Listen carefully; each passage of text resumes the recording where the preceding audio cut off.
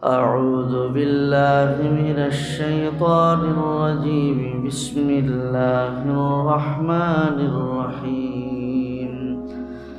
وقضى ربك ألا تعبدوا إلا إياه وبالوالدين إحسانا إما يبلغن عندك الكبر أحدهما أو كلاهما فلا تقل لهما أف ولا تنهرهما وقل لهما قولا كريما واخفض لهما جناح الذل من الرحمة وقل رب ارحمهما كما ربياني صغيرا. صدق الله مولانا العظيم وصدق رسوله النبي الكريم ونحن على ذلك لمن الشاهدين والشاكرين والحمد لله رب العالمين. درود شريف পড়ি اللهم صل على محمد وعلى آل محمد كما صليت على إبراهيم وعلى آل إبراهيم إنك حميد مجيد. اللهم بارك على محمد وعلى آل محمد كما باركت على إبراهيم وعلى آل إبراهيم إنك حميد مجيد. الحمد لله. আল্লাহ পাকের শুকর যে মহান মনিব পবিত্র কোরআনের মোবারক মজলিসে আমাদেরকে আসার বসার তৌফিক দান করেছেন।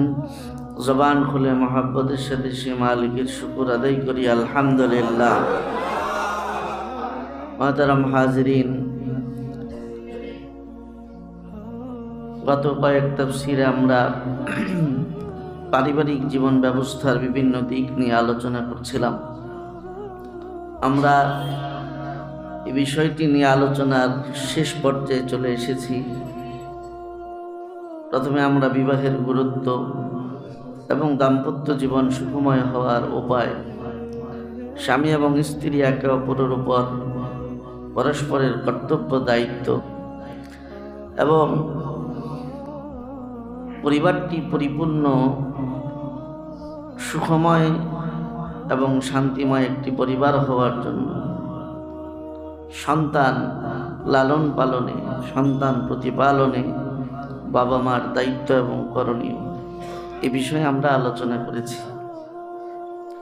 আজকে আরেকটি বিষয়, এই পারিবারিক জীবন সুন্দর এবং সুখময় হওয়ার জন্য পরিপূরক হিসাবে সর্বশেষ আমাদের আরেকটি বিষয় এখানে আলোচনা। সূরা বনী ইসরাঈল থেকে 23 এবং 24 নং আয়াত তিলাওয়াত করেছি।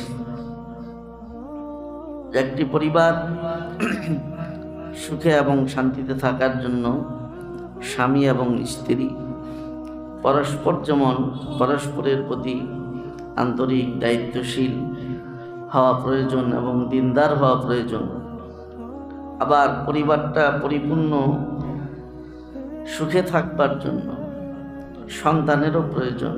সে সন্তান আল্লাহর কাছে কিভাবে চাইতে হবে এবং সন্তানকে কিভাবে লালন পালন করে তাদেরকে চোখ জোড়ানো কলিজার টুকরা সন্তান হিসেবে আমরা পাব, সে বিষয়ে আলোচনা করেছি।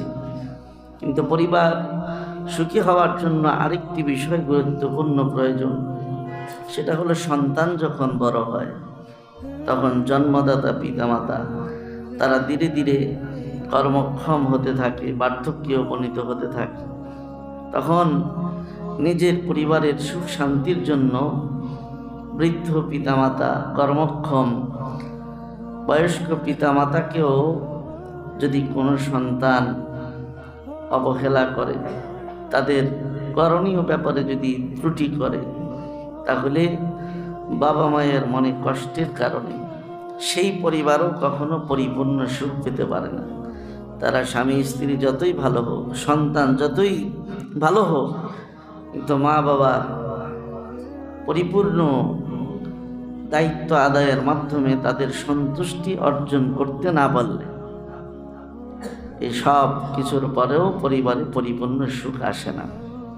এ কারণে সুখী পরিবার গঠনে আমাদের আরেকটা গুরুত্বপূর্ণ দায়িত্ব, যে গত সপ্তাহে আমরা আলোচনা করেছিলাম যে সন্তানের প্রতি পিতামাতার দায়িত্ব।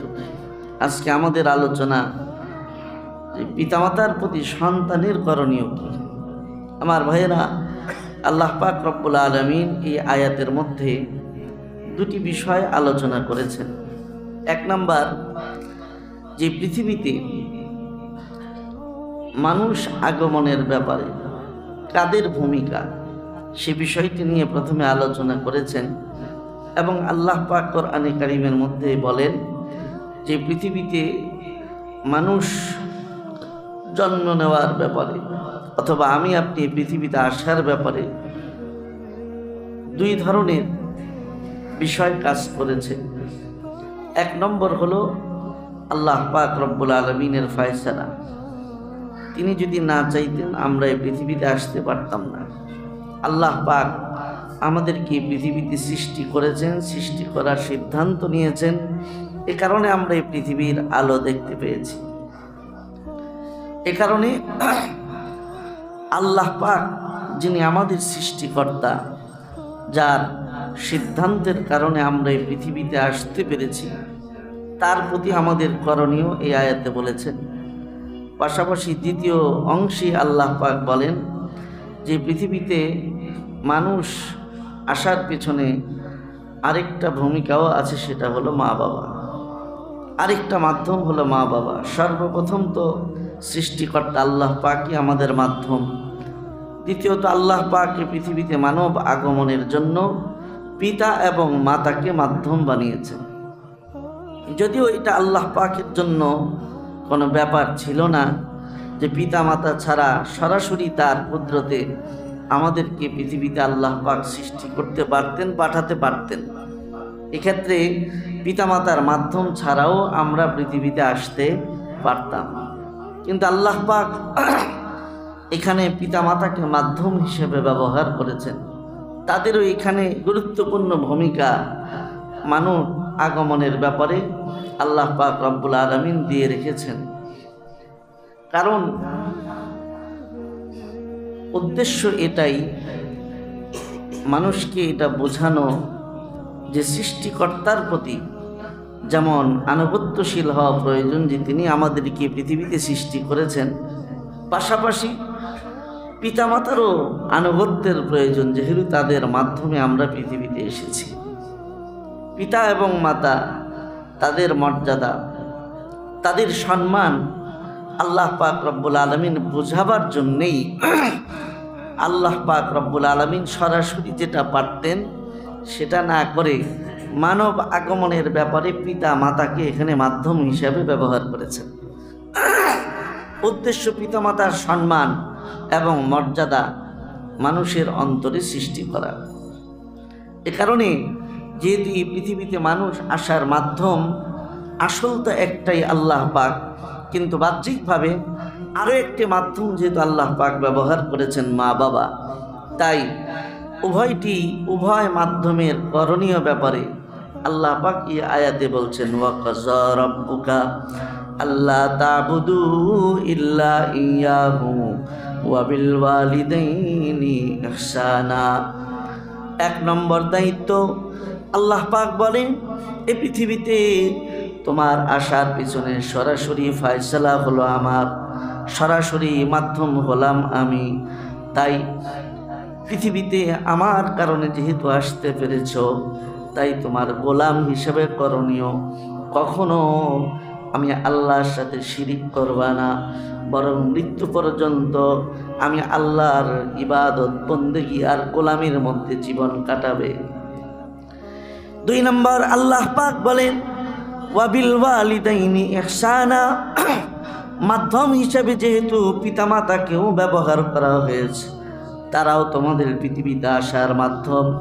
এ কারণে আল্লাহ তাআলা বলেন, ও দুনিয়ার সন্তানেরা, মানুষেরা, যাদের মাধ্যমে পৃথিবীর মুখ দেখতে পেরেছ, পৃথিবীর আলো বাতাস তুমি দেখতে পেয়েছ, ওই পিতা মাতার সাথেও কখনো খারাপ আচরণ করবা না, ওই পিতামাতার অবাধ্য কখনো হবা না, বরং মৃত্যু পর্যন্ত পিতামাতার প্রতি সৎ আচরণ, ভালো আচরণ তোমরা করবে।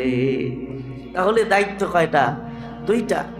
এক নাম্বার, আল্লাহর ফয়সালায় যেহেতু এসেছি, তাই মৃত্যু পর্যন্ত আল্লাহর ইবাদত করতে হবে, আল্লাহর আনুগত্য করতে হবে।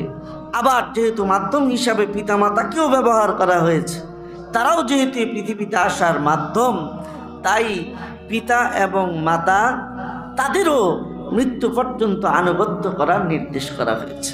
এ কারণে শরীয়তে ইসলামের মধ্যে কবিরা গুনার যে সিরিয়াল, যেই কাজগুলো করলে কবিরা গুনাহ হয়, আল্লাহ পাক প্রচণ্ডভাবে নারাজ হয়, তার জাহান্নামে যাওয়াটা মোটামুটি সুনিশ্চিত হয়, এই কবিরা গুনার সিরিয়ালে 1 নম্বরে রাখা হয়েছে কাকে? আল ইশরাক বিল্লাহ, আল্লাহর সাথে শিরিক করা। এটা হলো সব কবিরা গুনাহের মধ্যে 1 নম্বর।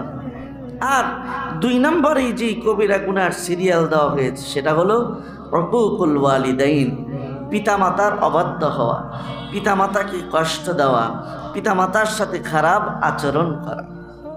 এটা কবিরা গুনাহের মধ্যে সিরিয়ালে 2 নম্বর।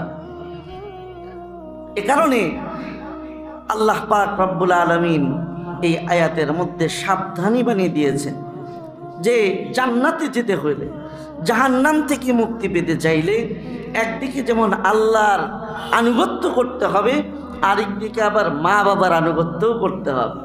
কেউ যদি এমন হয় যে আল্লাহর আনুগত্যে 100%, কিন্তু মা বাবার আনুগত্যের ব্যাপারে ঢিলামি অথবা উদাসীন, আল্লাহর নবী বলেন, সে যদি জামানার শ্রেষ্ঠ আবেদও হয়, সে যদি জামানার সবচেয়ে বড় ইবাদত গুজারও হয়, তারপরেও সে জান্নাতের দেখা পাবেন।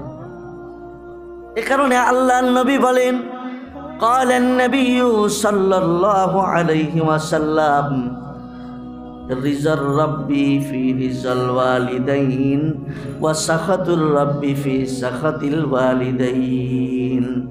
কেউ যদি আমি আল্লাহকে সন্তুষ্ট করতে চাই, আমি আল্লাহকে যদি রাজি করতে চাই, তাহলে অবশ্যই যেন সে পিতা মাতাকে রাজি করে।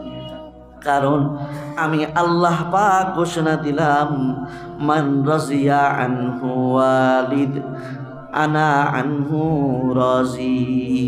যেই সন্তানের উপরে তার পিতা মাতা রাজি, আমি আল্লাহও তার উপরে রাজি। সুবহানাল্লাহ। ওয়াসাখাতুর রাব্বি ফি সাখাতিল ওয়ালিদাইন। আর যেই সন্তানের উপর কোনো কারণে পিতা মাতা নারাজ, আল্লাহ বলে আমার ইবাদত কইরা আমারে রাজি করতে পারবা না। এ কারণে জান্নাতে যেতে চাইলে, জাহান্নাম থেকে মুক্তি পেতে চাইলে, একদিকে যেমন মরণ পর্যন্ত আল্লাহর গোলামি করতে হবে, আরেকদিকে মওত মা বাবার আনুগত্য করতে হবে। একটা বাদ দিয়ে আরেকটা করলে সে যদি জামানার আব্দুল কাদের জিলানিও হয়, আল্লাহর নবী বলেন তার কপালে জান্নাত জুটবে না। এ কারণে পিতামাতার ভূমিকা যেহেতু মানব জীবনে এতটা গুরুত্বপূর্ণ, সেই কারণে আখিরাত পাওয়ার জন্য যেখানে মা বাবা গুরুত্বপূর্ণ ভূমিকা রাখে, এ কথা বলতে কোনো দ্বিধা নাই। দুনিয়ার সুখ শান্তির জন্য মা বাবার সন্তুষ্টি অপরিহার্য দাবি রাখে।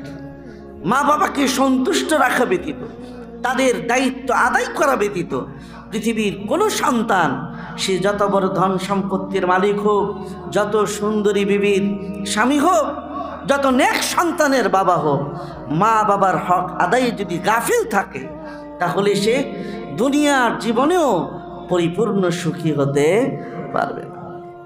এ কারণে অনেক পরিবার এমন আছে যাদের স্বামী স্ত্রীর মধ্যে বন্ডিং ভালো, সন্তানরাও পিতামাতার প্রতি অনেক আনুগত্যশীল, কিন্তু তারপরেও পরিবারের মধ্যে সুখ আসে না, শান্তি আসে না। তারপরেও পরিবারের মধ্যে এক ধরনের অজানা অশান্তি পরিবারের মধ্যে বিরাজ করে। এটার অন্যতম কারণ, যদি পিতামাতা কোনো কারণে সন্তানের উপরে নারাজ থেকে থাকে, তাহলে সেটার প্রভাব মানব জীবনে, পারিবারিক জীবনে পড়বে, এতে কোনো সন্দেহ নেই। এ কারণে আল্লাহ পাক বলেন, সাবধান, ওয়াবিল ওয়ালিদাইনি ইহসানা, মা বাবার সাথে সৎ আচরণ করবা, কখনো মা বাবার অন্তরে আঘাত করবা না। কারণ আমি আল্লাহর পরেই যাদের আনুগত্যের সবচেয়ে বড় দায়িত্ব তোমার, সেটা হলো মা বাবা। কারণ মা বাবা তারা সন্তানের জন্য এতটা নিজের জীবনকে ত্যাগ করে, মা বাবা ছাড়া আর কেউ সন্তানের জন্য জীবনকে এমন উৎসর্গ করতে পারে না। আল্লাহ পাক বান্দার জন্য যতটা দয়াশীল, আল্লাহর পরে এই পৃথিবীর জমিনে সন্তানের প্রতি যদি কারো মায়া, মমতা, স্নেহ, ভালোবাসা, ত্যাগ স্বীকার করার মানসিকতা সর্বোচ্চ থেকে থাকে, সে আর কেউ না, সে হলো মা এবং বাবা। তাই মা বাবার পরিপূর্ণ সেবা, পরিপূর্ণ খিদমত আখিরাতের জন্য তো লাগবেই। দুনিয়ার পারিবারিক জীবনে, দাম্পত্য জীবনে সুখী হওয়ার জন্য এটা অপরিহার্য আমার ভাইয়েরা। কিন্তু আজ যেখানে মা বাবার প্রতি এতটা গুরুত্ব আরোপ করা হয়েছে সন্তান দায়িত্ব আদায় করার ব্যাপারে, সেখানে আজকের পৃথিবীর বাস্তব চিত্র, সন্তানেরা মা বাবার খেদমতের ব্যাপারে ততটাই উদাসীন। কোথাও গেলে, যেখানেই যাই, সফর করলে প্রায়ই এরকম কানে কানে কথা, বয়ানি স্টেজে ওঠার আগে কানে কানে আবদার, অথবা নাম্বার থাকলে ফোনে এরকম আবদার করে যে হুজুর মা বাবার করণীয় ব্যাপারে একটু আলোচনা করে। সন্তান কথা শোনে না, সন্তান নিয়ে পেরেশানিতে আছে, সন্তান আমাদের ঠিকমতো দেখভাল করে না। প্রায় জায়গার মধ্যে, প্রায় বক্তাদের কানে স্টেজে ওঠার আগে এই ধরনের আবদার অনেক বেশি পরিমাণে থাকে, এটা করেন। অথচ এটা না করলে দুনিয়াও বরবাদ, আখিরাতও বরবাদ। সেখানে সন্তানরা আজ এত উদাসীন, যেখানে আল্লাহ পাক রব্বুল আলামিন মা এবং বাবার জায়গাটা এমন এক অবস্থানে রেখেছেন যে নবী আলাইহিস সালাম বলেন যে কোনো এক সন্তান যদি তার পিতামাতার দিকে নাজর রাহমা, যদি এক নজর মহাব্বতের দৃষ্টিতে, মায়ার দৃষ্টিতে তাকায়, তাহলে আল্লাহ পাক রব্বুল আলামিন তার আমল নামায় একটা কবুল হজের সওয়াব দান করে। যেখানে মা বাবা কি বলা হয়েছে, হজ, মা বাবাই তোমার হজ, মা বাবাই তোমার জান্নাত, সেখানে সন্তানরা মা বাবার ব্যাপারে উদাসীন। যেখানে মা বাবাকে দেখলে নজরে নজরে কবুল হজের নেকি পাওয়ার গ্যারান্টি। সাহাবীরা আল্লাহর নবীকে প্রশ্ন করেছিলেন, যদি কোনো সন্তান 100 বার দেখে, নবী কি জবাব দিয়েছিলেন? 100 বার দেখলে 100টা কবুল হজের সওয়াব পাওয়া যাবে, যতবার দেখবা ততবার। এখানে কোনো নির্দিষ্ট সংখ্যা নাই। কারণ তুমি মনে করতেছো একদিনে যদি 1000 বার মা বাবাকে দেখি, তো 1000 বার কবুল হজের সওয়াব দিলে আল্লাহর পুঞ্জি আবার খালি হয়ে যায় কিনা? আমার ভাইয়েরা, এটা আমার সীমিত জ্ঞানে হয়তো আমি ধারণাও করতে পারবো না যে এত নাকি কি আল্লাহ পাক আসলেই আমাকে দিবেন। কিন্তু আসল কথা হলো, আল্লাহ পাক যদি কিয়ামত পর্যন্ত বান্দাকে দিতে থাকে, তা আল্লাহর খাজানা এত বড়, সমুদ্র থেকে 1 ফোঁটা পানি উঠাইলে যেমন সমুদ্রের পানি কমে না, বা এটা কমার কোনো লক্ষণও দেখা যায় না। সারা জীবন আল্লাহ বান্দারে দিতে থাকলে কিয়ামতের আগ মুহূর্তে যদি আল্লাহর খাজানার হিসাব নেওয়া হয় যে কদ্দুর গেছে আর কদ্দুর আছে, তো নবী আলাইহিস সালাম বলেন 1 ফোঁটা পানি সমুদ্র থেকে তুললে যে অবস্থা, সারা পৃথিবীর মানুষকে কিয়ামত পর্যন্ত আল্লাহ দিতে থাকলে কিয়ামতের আগ মুহূর্তে আল্লাহর খাজানার হিসাব নিলে দেখা যাবে যে ওই 1 ফোঁটা পরিমাণও কমে নাই। অতএব আল্লাহর খাজানায় এত আছে যেটা আমাদের ধারণাও নাই। তো যেখানে 100 বার মায়ের দিকে নজর করে, বাবার দিকে নজর করে 100 বার কবুল হজের নিশ্চয়তা, আল্লাহ পাক আমাদেরকে দিয়ে রেখেছেন, সেখানে মা বাবাকে আমরা দেখি না। অনেকে আছে সকালবেলা যায়, মা বাবার সাথে তাড়াহুড়ার কারণে দেখা করে যাওয়ার সময় হয় না, রাত্রেবেলা আসে ক্লান্তির দোহাই দিয়ে মা বাবার সাথে দেখা করে তারপরে রাত্রেবেলা শুবে। এরকম সুযোগও অনেকের সন্তানের হয় না, এটা বড় বদনসিব। অথচ তার বিপরীতে যদি বলি যে এত ব্যস্ততা, আপনি এত ব্যস্ততা, এত আপনার সমস্যা, কিন্তু তারপরেও ফেসবুকের দিকে ডেলি কয়বার নজর দেন? এটা যদি বলি তাহলে আমার মনে হয় যারা মোবাইল ব্যবহার করেন, ফেসবুক যারা চালান, একজনও বুকে হাত দিয়ে এমন বলতে পারবেন না যে আমি আজকে ব্যস্ততার কারণে ফেসবুকে একবারও জিয়ারত করতে পারিনি।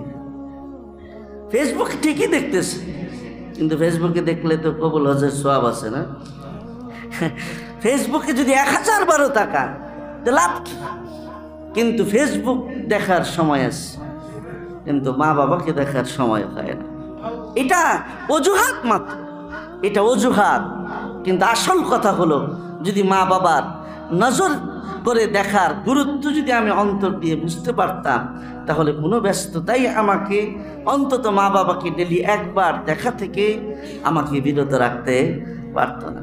ফেসবুক দেখার সময় হয়, এটা দেখার সময় হয়। মা বাবাকে বাদ দিয়ে যে নেতার জিয়ারত করে, নেতারে দেখার লেগে বসে থাকে, নেতারে দেখলে কি লাভ হবে? ফেসবুক দেখলে কি লাভ হবে? ওদেরকে যদি সারা জীবনও দেখেন, কোনো লাভ আছে? কোনো লাভ নাই। কিন্তু মা বাবাকে দেখলে ডেলি এত নেকি জানার পরেও আমরা সেটা করি না। আমাদের অবস্থা এখন এমন, আমরা বউয়ের কথা শুনি, শাশুড়ির কথা শুনি, প্রেমিকার কথা শুনি, বান্ধবীর কথা শুনি, বন্ধুর কথা শুনি, নেতার কথা শুনি, দলের কথা শুনি, মা বাবার কথা শুনি না। এ কারণে আমাদের জীবনে অনেক এমন আছে যাদের অশান্তিতে থাকার মতো কোনো কারণ নাই, তারপরেও শান্তি পায়। কারণ মা বাবা এমন এক নেয়ামত, তাদের দোয়া ছাড়া, তাদের সন্তুষ্টি ছাড়া আখিরাত তো দূরের কথা, দুনিয়াতেও ভালো থাকার কোনো সুযোগ নাই। আমার ভাইরা, এই কারণে আল্লাহর নবী মুহাম্মদুর রাসূলুল্লাহ সাল্লাল্লাহু আলাইহি ওয়াসাল্লাম সাহাবীদেরকে বলেছেন, এই সাহাবী কেন এসেছো? কয় আল্লাহর নবী আপনার সাথে যুদ্ধ যেতে চাই। ঘরের মধ্যে মা বাবারে কান্দায় ধুয়ে আসছে। মা বাবা আমাকে আসতে দিতে চাচ্ছিল না, কারণ ঘরে আমি ছাড়া মা বাবাকে দেখার মতো আর তেমন কেউ নাই। এ কারণে আমি যখন যুদ্ধের বিদায় নিয়ে আপনার কাছে আসতেছিলাম, ও আল্লাহর নবী, মা বাবা দুইজনই আমারে বাধা দিয়ে কাঁদছে যে যাইও না। আল্লাহর নবী বলেন, কেন এসেছো? তাদেরকে কাঁদিয়ে এখানে কেন আসলা? বলে, ওগো আল্লাহর নবী, আপনি যুদ্ধের ডাক দিয়েছেন, আপনার নেতৃত্বে যুদ্ধে যাব। যদি শহীদ হয়ে যায় তাহলে তো জান্নাতের মালিক হয়ে যাব। ওই জান্নাতে পাওয়ার আশায় আমি আমার মা বাবাকে কাঁদিয়ে আপনার ডাকে আমি চলে এসেছি আপনার দরবারে। আল্লাহর নবী বলে, ও আমার সাহাবী, সবাই আজকে যুদ্ধের অনুমতি পেলেও তোমার যুদ্ধে যাওয়ার অনুমতি বাতিল। তোমার যাওয়ার যুদ্ধের অনুমতি ক্যান্সেল করে দেওয়া হলো।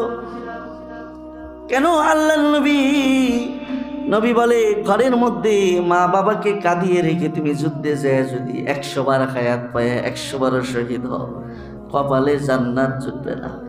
এ কারণে আমি নবী ঘোষণা দিলাম যে মা বাবাকে কাঁদিয়ে যুদ্ধে যাওয়ার জন্য এসেছো, তুমি আবার বাড়ি ফিরে যাও। ঘরে যায় মা বাবার সেবা করে তাদেরকে আবার হাসি মুখে ফিরে আনার চেষ্টা করো। আমি নবী বলে দিলাম, তুমি যা যদি ঘরে মা বাবার অশ্রুর চেহারা মুছে দিয়ে যদি তাদের চেহারায় খুশি আনতে পারো, তো আমি আল্লাহর নবী বললাম, তোমার এটাই যুদ্ধে যাওয়ার চাইতে আরো বড় সওয়াবের কারণ হবে। এটাই তোমার জিহাদ। যাও। যেখানে নবী জিহাদ পর্যন্ত করতে দিলেন না মা বাবার খেদমতের কারণ, সেখানে আমাদের দুনিয়ার ব্যস্ততা কৃষি।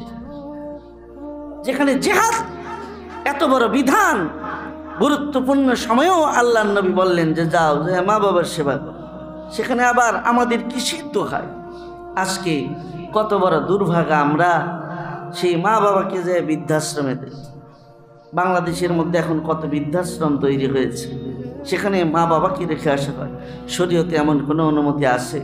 বৃদ্ধাশ্রমে মা বাবাকে রাখার কোনো অনুমতি শরীয়তে ইসলামে আছে এমনটা কেউ দেখাতে পারবে না। মা বাবাকে বৃদ্ধাশ্রমে রাখা জায়েজ নাই সন্তানের জন্য। যদি এটা কেউ করে তাহলে নিশ্চিত সে জাহান্নামী। আমি বললাম সন্তান হয়ে সে জাহান্নামী, যে সন্তান কোনো না কোনো দোহাই দিয়ে পিতামাতাকে বৃদ্ধাশ্রমে রেখেছে। যেখানে আল্লাহর নবী যুদ্ধে যাবার অনুমতি দিলেন না, সেখানে আমি কোন ব্যস্ততায়, কোন অপারগতায় মা বাবাকে বৃদ্ধাশ্রমে রাখি? আমার ভাইয়েরা, এজন্য এই বৃদ্ধাশ্রম এটা কোনো সন্তানের জন্য কাম্য নয়, বৈধ নয় যে সে মা বাবাকে বৃদ্ধাশ্রমে দেবে। কিন্তু আজকে বৃদ্ধাশ্রমের মধ্যে এই দৃশ্যগুলো দেখতে পাচ্ছি। কিন্তু তারপরেও দেখেন মা বাবা, তারা যে আল্লাহর পরে যে তাদের স্থান, তার কারণ কি? তার কারণ মায়ের মনে যে ভালোবাসা সন্তানের জন্য আছে, এটা তো পৃথিবীর আর কারো অন্তরের মধ্যে নাই। সেদিন এই যে গেলবার ঈদের মধ্যে সাংবাদিকরা যখন বৃদ্ধাশ্রমে বছরে একবার যায়, তখন সেখানে গিয়ে তারা বৃদ্ধ পিতামাতার সাক্ষাৎকার নেয় যে ঈদের দিন তারা কেমন আছে। প্রতি বছরই আমরা দেখি ঈদের সময় বৃদ্ধাশ্রমের একটা সাক্ষাৎকার পর্ব প্রায় টিভি চ্যানেলের মধ্যেই প্রকাশ করা হয়। তা আমি একটা পর্ব দেখেছিলাম যেখানে সাংবাদিক নিজে বলছিল যে আমি সবচাইতে বেশি আশ্চর্য হয়েছি এই বৃদ্ধাশ্রমে ঢুকে যে বিষয়টা নিয়ে, যেখানে প্রায় 200-র উপরে বৃদ্ধ পিতামাতা এই বৃদ্ধাশ্রমে অবস্থান করে। আমি তাদের প্রায় 100 জনের সাক্ষাৎকার নিয়েছি, অল্প অল্প করে 100 জনের সাথে কথা বলেছি। কিন্তু আশ্চর্য ব্যাপার, এই 100 জনকে জিজ্ঞাসা করেছি আপনার কি সন্তান আছে?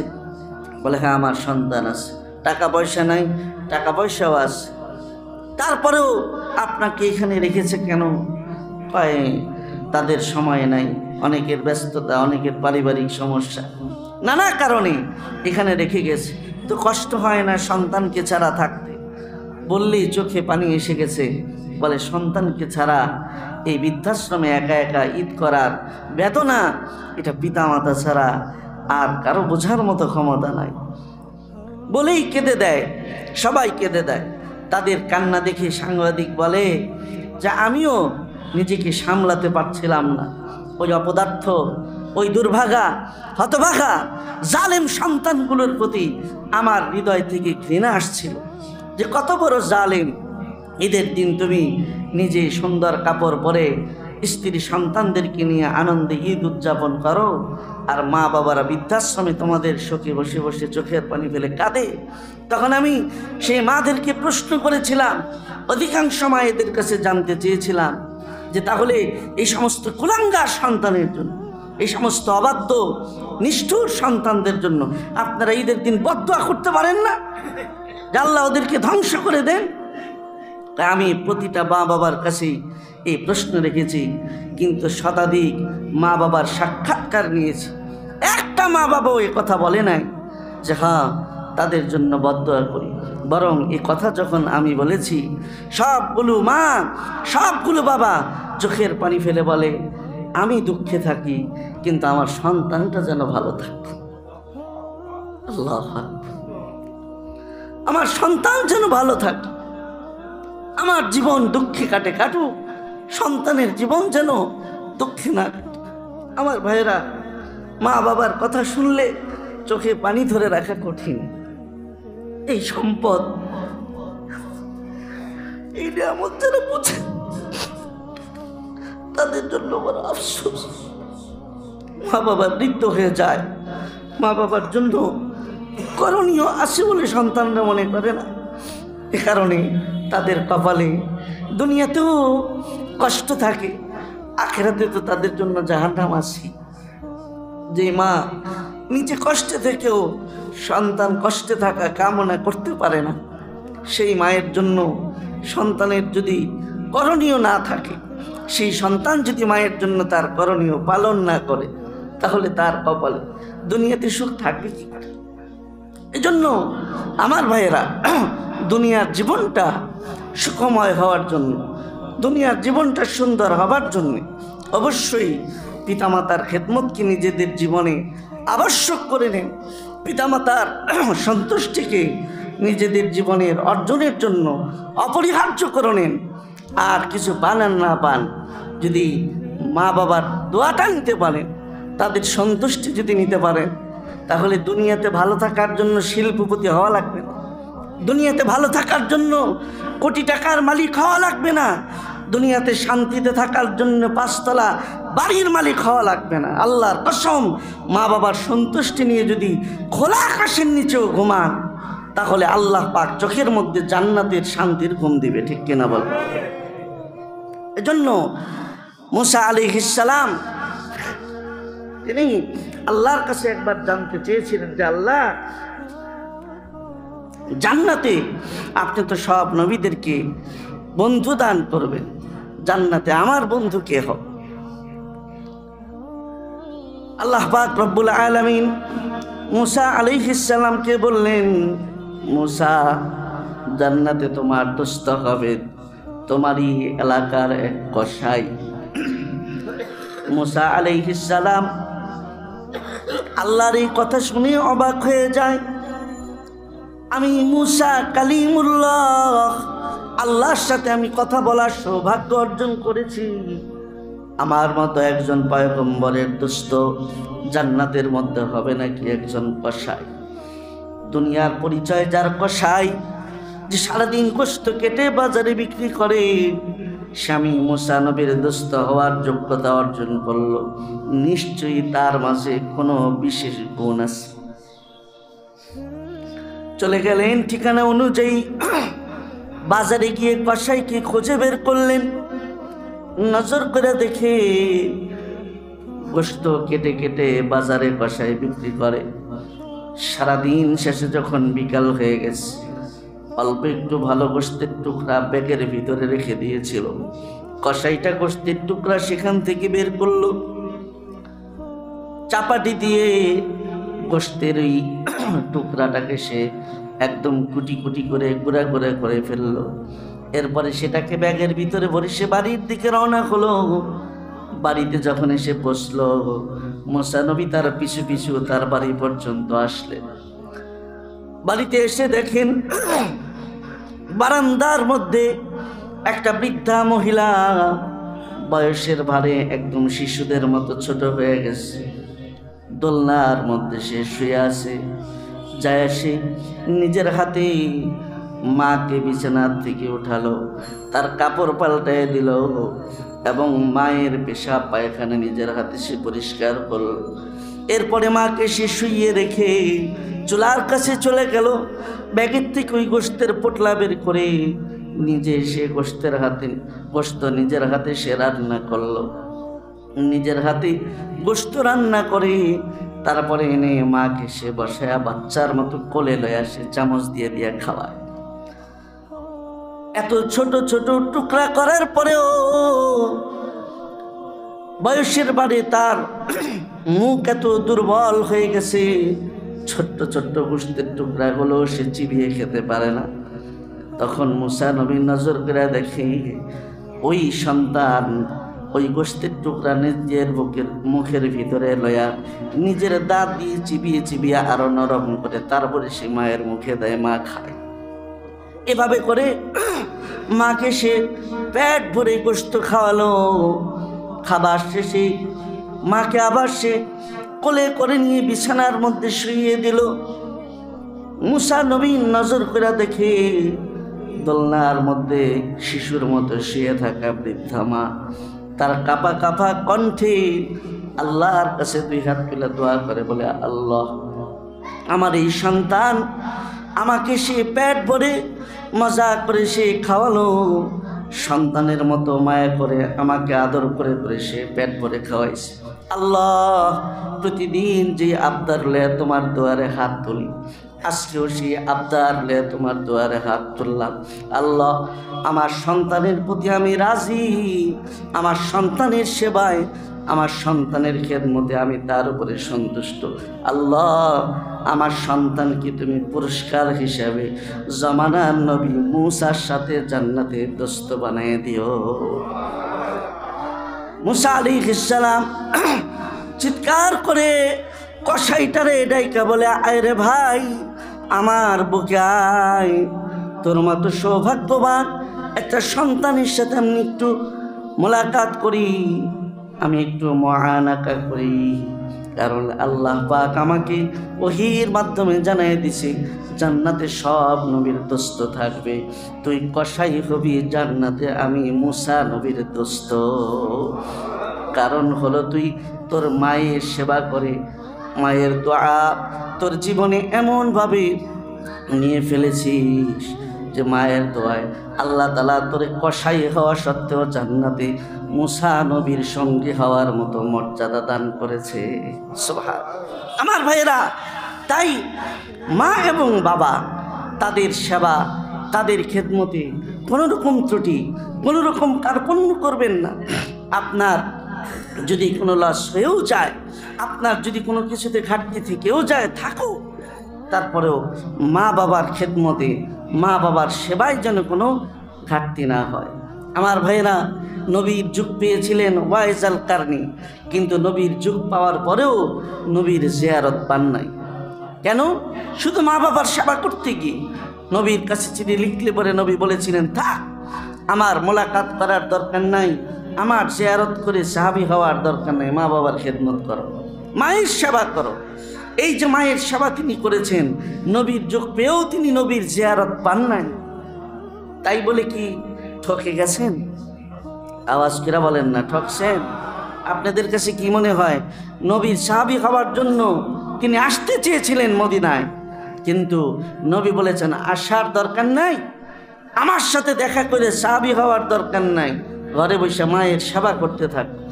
এই যে নবীর নির্দেশ দেওয়ার পরে ওয়াইজ আল কারনি তিনি যে ঘরে বসে মায়ের সেবা করলেন, নবীকে দেখে সাহাবী হইতে পারলেন না। আওয়াজ কিরকম? ওয়াইজ আল কারনি কি ঠকছেন? ঠকেন। বরং আমি বলবো, আবু বকর যেমন আল্লাহর নবীকে দেখে সাহাবী হয়ে সৌভাগ্যবান হয়েছেন, ওমর, আলী, ওসমান যেমন আল্লাহর নবীকে দেখে সাহাবী হওয়ার মর্যাদা লাভ করেছেন।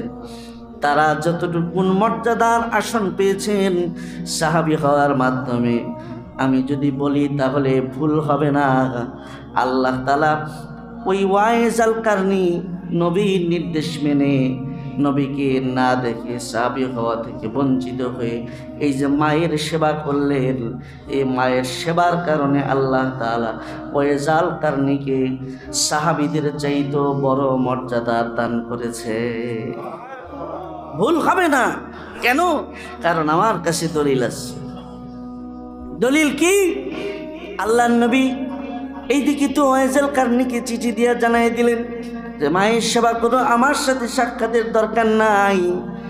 আবার ওইদিকে হযরতে আলী আর হযরতে ওমর রাদিয়াল্লাহু আনহুমা তাদের দুইজনকে ডাইকা বলে, এই আলী, এই ওমর, তোমরা তো আমাকে দেখে সাহাবী হওয়ার মর্যাদা পেয়েছো, আরেকজন দূর দেশ থেকে আমার সাথে সাক্ষাৎ করে সাহাবী হতে চেয়েছিল, কিন্তু আমি তাকে সুযোগ দেই নাই।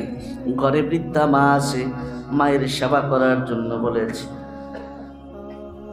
আমি যখন মরে যাব, হয়তো সে কোনো এক সময় মদিনায় আসবে, কিন্তু আমাকে পাবে না। তখন আমি নবী তোমাদের দুইজনকে ওসিয়ত করে গেলাম। হযরতে আলী রাদিয়াল্লাহু আনহুর হাতে জামা দিলেন, বলেন এই জামার গায়ের জুব্বাটা খুইলা তোমার হাতে দিলাম।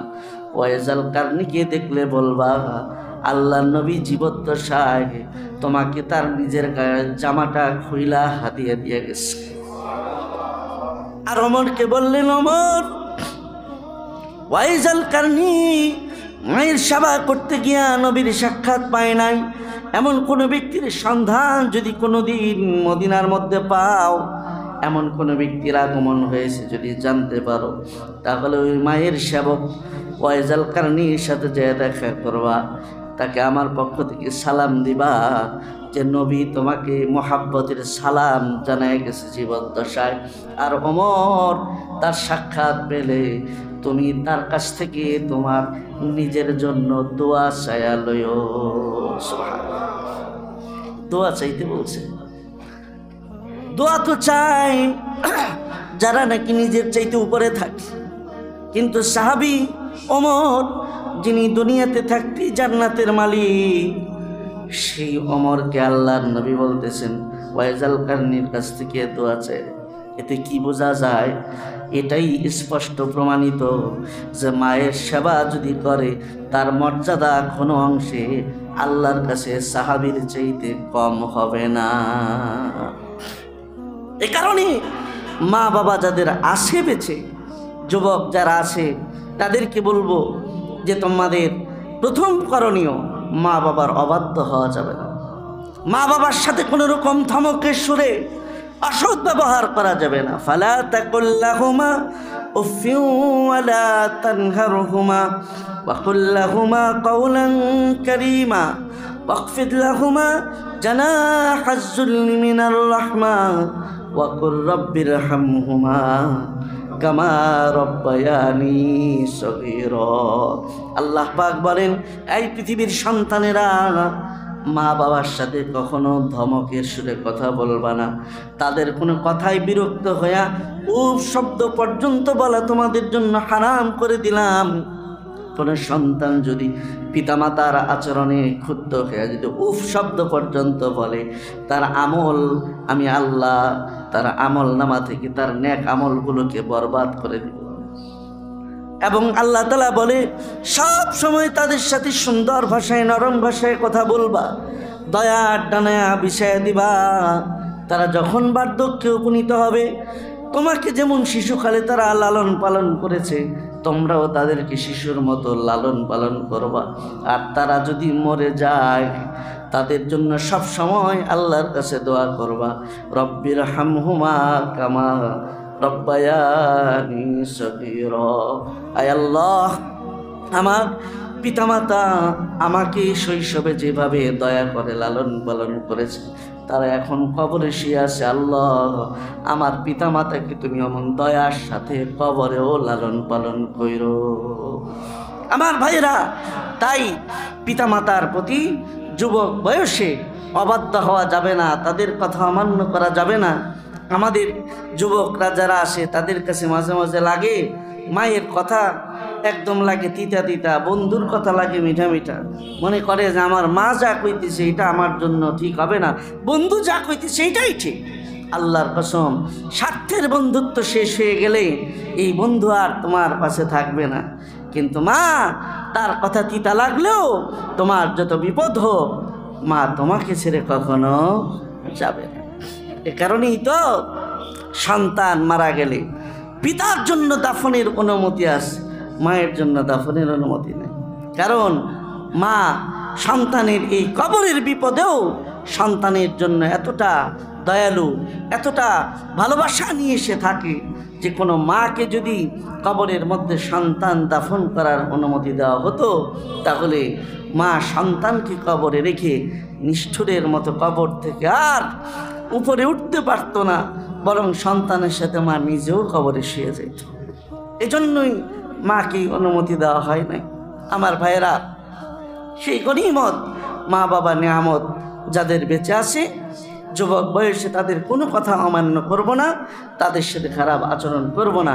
তারা বয়সে উপনীত হয়ে থাকলে শিশুর মতো করে আমরা তাদেরকে লালন পালন করব, তাদের সেবা করব, খেদমত করব। তবে নসিব খুলবে, দুনিয়াতে আর কিছু না থাকলেও সুখটা অন্তত থাকবে। আর মৃত্যুর পরে অবশ্যই আল্লাহ পাকের জান্নাতের মালিক আমরা হতে পারব। আল্লাহ পাক আমাদের সবাইকে কথাগুলো বুঝবার, আমল করবার তৌফিক দান করেন। আমিন। ওয়া আখিরু দাওয়ানা আনিল হামদুলিল্লাহি রাব্বিল আলামিন।